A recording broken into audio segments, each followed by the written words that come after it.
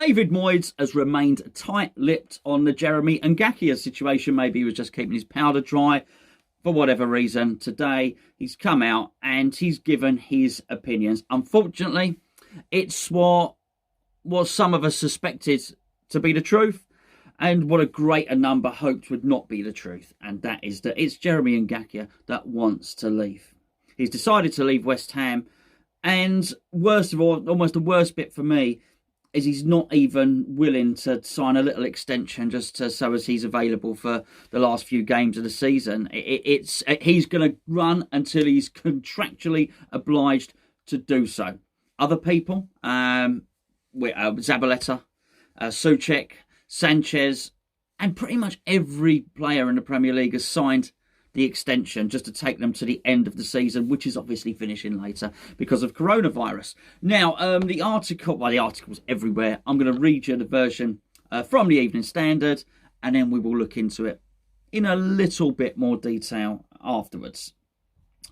Okay, so it says... I should probably point out that that these are direct quotes. This is not hearsay, and even if it wasn't, you got Ken Dyer in the Evening Standard, who is a very, very well known to everybody in the London media and West Ham media, but certainly in West Ham. So what he says is true, basically.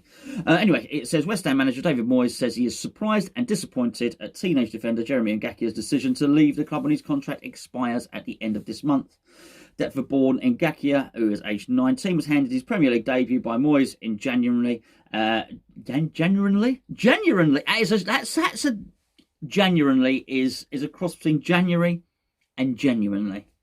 But I like it. So genuinely, he was offered a new contract which was worth around $5,000 a week, rumoured between 10 and 15 extra for appearances. But that's not the point. It's the temporary contract he will not sign until the end of the season. Moyes says, quoted, "We are really surprised and disappointed that Jeremy is not going to stay at West Ham. We like him a lot. We've given him his debut, and I'm a manager who has done that many times in my career, including Wayne Rooney, Ross Barkley, Jordan Pickford, amongst others."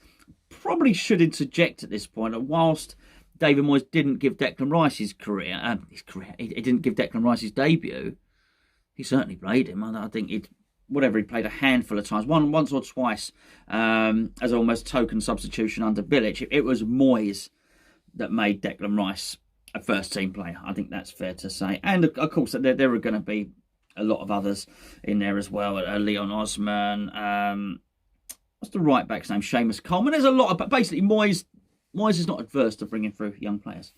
He goes on to say, "Jeremy is another one. I feel he's making a mistake choosing not to stay with us. We trusted him in big games, and everyone likes him at the club.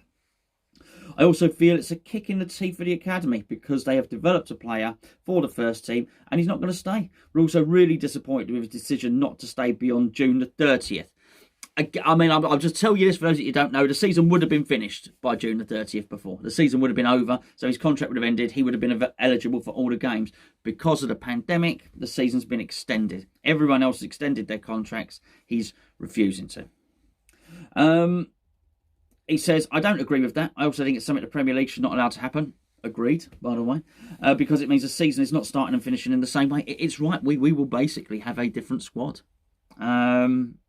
And that's not right. But there are so many changes to the Premier League anyway from what went before with the rule changes and the lack of crowds and everything else.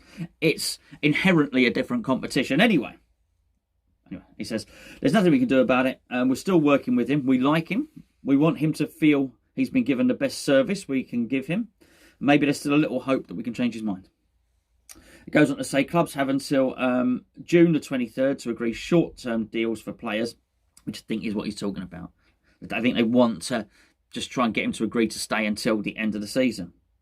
Moyes added, "We haven't given up all hope of Jeremy realising he's got it wrong, but I have to say he has told me directly that it is not his choice to stay."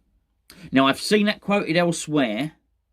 People have got it wrong. They think Moyes is quoted as saying, Jeremy said it's not his decision to leave. That's not what's been said.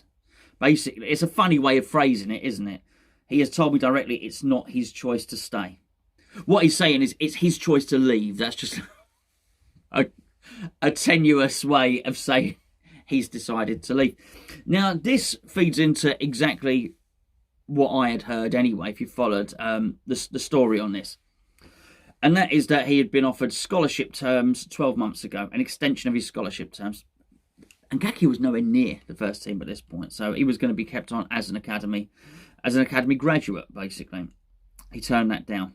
I think he was then offered a little bit more, so an extra few £100 a week, about 6 months ago, something like that. He turned that down.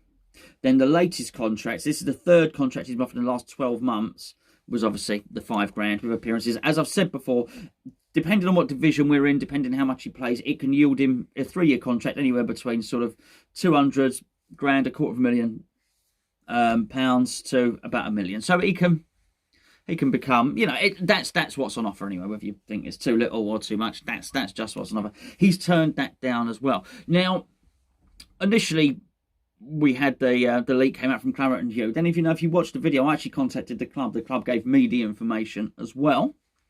The club were very much fearful that he had been tapped up. And then, because I'd done the videos, if you remember, I'd done videos about agents and, you know, and how agents are basically not going to, you know, if there's a reduction in money and the clubs have got less money to spend, why are we spending all this money, giving all this money to agents? I'd done that video, and in the end I actually contacted an agent, spoke to an agent. I spoke to Barry Silkman, there you go. Spoke to him a couple of times on the phone recently, and he's willing to do an interview. The only reason we haven't got the interview up yet is he doesn't do Skype, he doesn't do any of these things, so we've got, I tried to record one of the conversations via an app, which I downloaded. It didn't work at all. It just ain't good enough. So that will be coming. But during the conversation, which was really about the future of agents in football, if you'd have watched A Cup of Tea, you'd have heard me speak about this. But I said to him, "What do you feel has happened with the Ngakia situation?" Because apparently he's changed agents, and he said, "Well, I believe he's going to go and change an agent again." He said, look, I'm pretty sure, he said, as far as I know, the agent couldn't believe his luck when Ngakia instructed him that he wanted to leave West Ham. So apparently his agent was all geared up for him signing a deal at West Ham. It was very much Ngakia that said, I want to leave. The other thing he went on to say was that if he has already signed a pre-contract agreement, and this was said to me 2 or 3 weeks ago, by the way. Before, I wish I'd have said it to you then, but I was hoping to get the interview out. He said to me, if he has signed a pre-contract elsewhere, that pre-contract will start on July the 1st, so there is no way he'll be able to sign an extension to play all the remaining Premier League games. It was just part of a conversation at the time. I didn't realise what an important snippet it might have been, you know.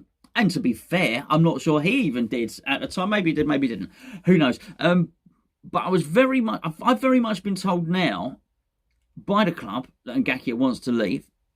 An agent, an independent agent, by the way, not an agent involved in the deal in any way, shape or form. So this agent has got no horse in the race here. He's just telling me his observation on it. The agent told me very much Ngakia's decision to leave.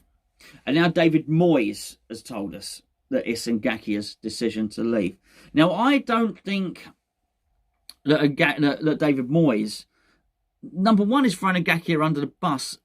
Number two, I don't think he's the type of bloke. That's not David Moyes' personality. David Moyes is a nice man. David Moyes is a kind man. You've seen that from the voluntary work of delivering the vegetables and so on and so forth. And the way he's conducted himself throughout this has been impeccable. He's very much saying we like him. We like the player. We want him to stay. But the fact that he said in his own tenuous, convoluted way that Jeremy has told him directly that it's not his choice to stay. It's Moyes saying Ngakia doesn't want to stay here.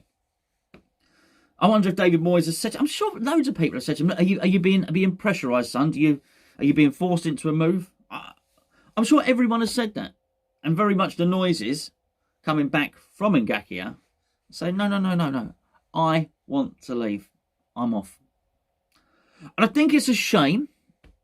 I think it's a massive shame. I think it is disappointing. I think he's been quite scathing, actually, Moyes, in as much as Moyes will be scathing. He's not going He's not going to come out and say this boy's a right wronger and I'm disgusted with it. You know, but them saying disappointed and he's making the wrong decision and all of that sort of thing. It's as scathing as David Moyes is going to get whilst trying to keep some sort of harmony within it.